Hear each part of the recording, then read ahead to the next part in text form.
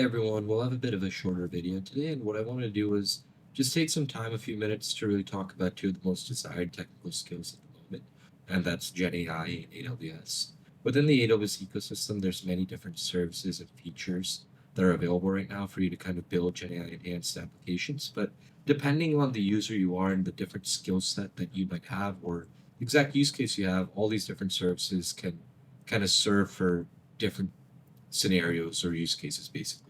So what I want to do quickly was overview a bit of a stack, and depending on this, you can kind of pick the appropriate service for your use case, or depending on the technical skill set that you or your team might have. And what I have here is a bit of a four-layer kind of stack.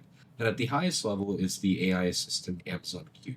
So this applies both at the individual developer level or at a enterprise/business level, where you essentially have an AI assistant to enhance your Gen AI workflows. So there's really not any coding that you yourself are doing.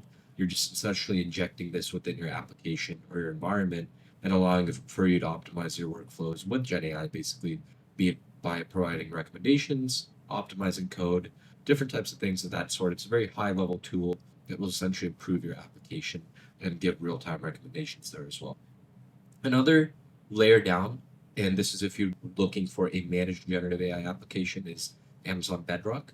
Within Bedrock, right, you have many different models that are available for you through different model providers such as Meta, Anthropic, and more. So you can look at the Llama families, Nova within Amazon. There's the Claude models within Anthropic. All these models are available via API in a serverless managed way for you, essentially. So it's very easy to invoke and get started with. But more neatly, even, it expands into a comprehensive Gen AI platform. So there's features such as knowledge bases for RAGs. There's agents and multi-agent workflows in case you go that route for your Gen AI application. There's also different features such as guardrails and prompt optimization that you can also apply depending on your use case. So if you're looking for a full Gen AI ecosystem end-to-end, Amazon Bedrock's your tool of choice, and it's also very easy to get started if you just want to invoke a sample model and play around with different models as well. The third layer right here is Amazon SageMaker. And with Amazon SageMaker, not only do we have a managed service, we have a managed ML service as a whole. So within SageMaker, you can also work with LLMs, but also traditional machine learning models such as tree-based models, other neural networks, BERTs, those types of models of the world. You can work with any of them on SageMaker. And within SageMaker, there's specifically features, right, for training, for inference, for MLOps. So you have sub features that are basically sub features or services, whatever way you want to look at it, for each of these different kind of categories. And you'll see that Hyperpod can be used basically for large scale fine tuning of LLMs.